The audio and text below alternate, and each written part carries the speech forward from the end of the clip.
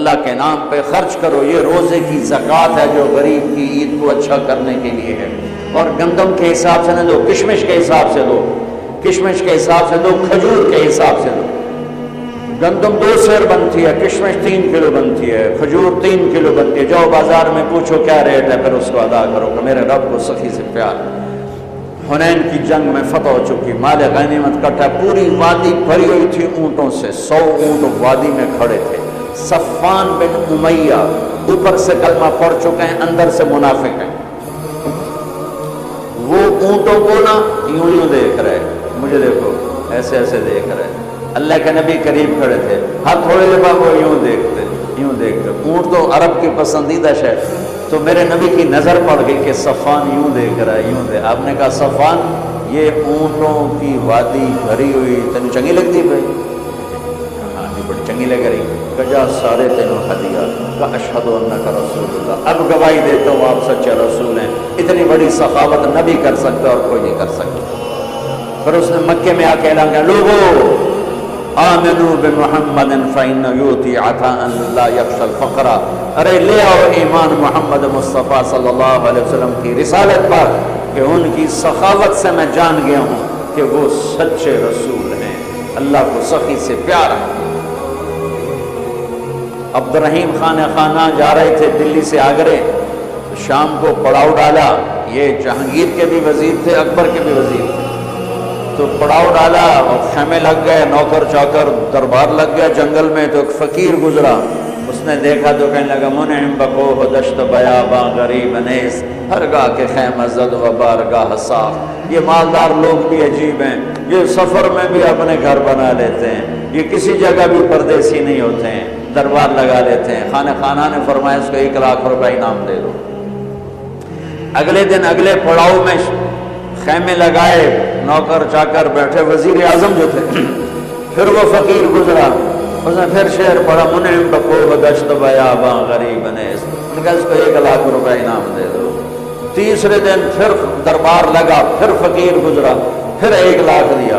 چوتھے دن پھر 1 لاکھ دیا، 5ویں دن پھر 1 لاکھ دیا، 7ویں دن چھٹے دن پھر 1 لاکھ دیا، 7ویں دن پھر 1 لاکھ دیا۔ 8ویں دن وہ آیا نہیں، وہ گیا میری تجربی پشتہ نو کاف نلے بادشاہ پتہ نہیں اگلا ہی نہ کھو لگے۔ تو وہ سخی، تو جب شام بیت گئی اور وہ فقیر نہیں گزرا تو دلی سے آگرے 27 رات میں جانا تھا انہوں نے، 27۔ تو شام کو فرمانے لگے بھائی بڑا ہی بخیل نکلا، ہم نے تو 27 لاکھ اس کے لیے الگ کر دیے تھے، 27 جگہ پڑاؤ تھا، کہ ہم نے تو 27 لاکھ اس کے لیے الگ کر دیے تھے، وہی بڑا بخیل نکلا۔ اللہ کو ایسے لوگ پسند، سخی پسند ہے چاہے کافر ہی کیوں نہ ہو۔ کسرا نوشیروان کا پوتا خسرو پرویز اس کے دربار میں ایک مچھیرا مچھلی لایا، اس کو بڑی پسند ہے، انہوں نے کہا اس کو 4000 دینار دے دیا۔ 4000 دینار تو کئی کروڑ روپیہ بنتا ہے۔ تو اس کی بیوی شیری نے اس کے کان میں کہا یہ کیا کیا ہے، صرف مچھلی پر اتنے پیسے دے دیے، یہ تو خزانے پر بوجھ ہے، واپس لو۔ کہا میں بادشاہ کیسے واپس لوں؟ کہنے لگے اس کو بلاؤ، اس سے پوچھو یہ مچھلی نر ہے یا مادہ؟ اگر وہ کہا یہ نر ہے تو ہم کہنا ہمیں مادہ چاہیے تھی، مچھلی واپس لو، پیسے دو۔ اگر کہ یہ مادہ ہے تو تم کہنا ہمیں نر چاہیے تھا، مچھلی واپس لو، ہمارے پیسے دو۔ ہاں یہ میں کر سکتا ہوں۔ انہوں نے کو بلایا، انہوں نے کہا ہاں بھائی یہ مچھلی نر ہے یا مادہ؟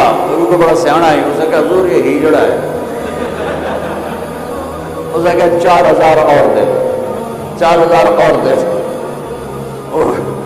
8000 دینار دفتری پشتہ دی رقم آئی۔ اس شیریں کو بڑا غصہ چڑھا کہ تو اگلے نانے بھی کم خراب ہو گیا۔ وہ 8000 لے کے جا رہا تھا تو 1 دینار گر گیا، تو اس نے وہ اٹھا لیا۔ تو شیریں نے کہا دیکھا کتنا بے غیرت کنجوس ہے کہ 8000 دینار لے کے جا رہا ہے، 1 گر گیا ہے وہ بھی نہیں چھوڑا۔ ایسے بخیل کی کبھی قدر نہیں کرنی چاہیے، سارے پیسے واپس لے لو۔ اور وہ اپنی شیریں سے بڑا دبتا تھا، انہوں نے کہا پھر بولا آیا بھائی، ارے تجھے اتنی دولت دے دی، 1 دینار گر گیا تھا کیوں اٹھایا؟ کہ حضور اس پہ آپ کا نام لکھا تھا، کسی کا پاؤں پڑ جاتا ہے تو اس نے کہا 4000 اور دے۔ اللہ کو سخی اچھا لگتا ہے چاہے کافر ہی کیوں۔ یہ الگ بات ہے کہ اس کی سخاوت اسے جہنم سے نہیں بچائے گی، لیکن عذاب میں کمی ضرور ہو جائے گی۔ تو میرے رب نے سخاوت کو پسند کیا، بخل سے نفرت کی۔ میرے نبی آپ نے فرمایا اللہ الاجود الاجود وانا اجود ولد آدم، سب سے بڑا سخی اللہ ہے اور اللہ کے بعد سب سے بڑا سخی تمہارا حبیب ہے۔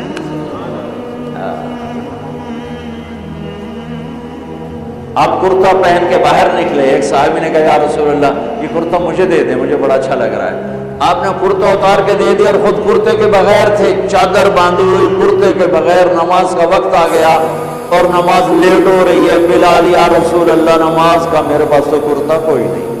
اللہ، تو صحابہ نے اس کو ڈانٹا، تجھے شرم نہیں آئی؟ اللہ کے نبی کے پاس ایک ہی کرتا تھا اور تم نے وہ بھی لے لیا کہ اللہ کی قسم میں نے کسی لالچ کی وجہ سے نہیں مانگا، میں نے اس لیے مانگا کہ میرے نبی کے بدن پہ لگا ہے، میں جب مروں گا اسے اپنا کفن بناؤں، اس لیے مانگا۔ پھر آپ نے پڑوسی انصاری عورت سے چادر منگوائی، چادر اوپر اوڑھ کر، اور آپ نے جا کر نماز پڑھائی۔ یہ میرے نبی کی سخاوت۔ تو بھائیو، اللہ کو سخی پسند ہے، تو اللہ کے نام پہ افطاریاں کراؤ، اور کم از کم یہ ہے کہ روزے کی زکوٰۃ دو، جس کو صدقہ فطر کہا جاتا ہے، اور گندم کے حساب سے مت دو، یا کشمش کے حساب سے دو، یا کھجور کے حساب سے دو۔ اور ایک تیسری چیز اس میں اعتکاف ہے۔ میرے نبی، میں نے آپ سے عرض کیا کہ پورا مہینہ بیٹھے، 20 دن بیٹھے، 10 دن بیٹھے، 10 دن مستقل ساری زندگی کا آپ کا جتنے 9 رمضان آپ کے مقدر میں تھے، آپ نے ان کو استعمال فرمایا کہ اعتکاف والا اللہ کا اتنا محبوب ہو جاتا ہے کہ ہم جو اعتکاف کے بغیر ہوں گے، ہم اگر نفل پڑھیں گے تو بندگی عبادت لکھی جائے گی، نہیں پڑھیں گے نہیں لکھا جائے گا۔ اعتکاف والا سویا بھی ہو تو اس کی عبادت لکھی جاتی ہے، باتیں بھی کر رہا ہو تو تسبیح لکھی جاتی، کھانا بھی کھا رہا ہو تو بندگی لکھی جاتی، اور اللہ کے در پر وہ آ کے بیٹھ گیا ہے، اور اللہ تعالیٰ فرماتا ہے تو میرا ابو وہی مالتے بیٹھ گئے، چلو جو منگتا ہے دے دے۔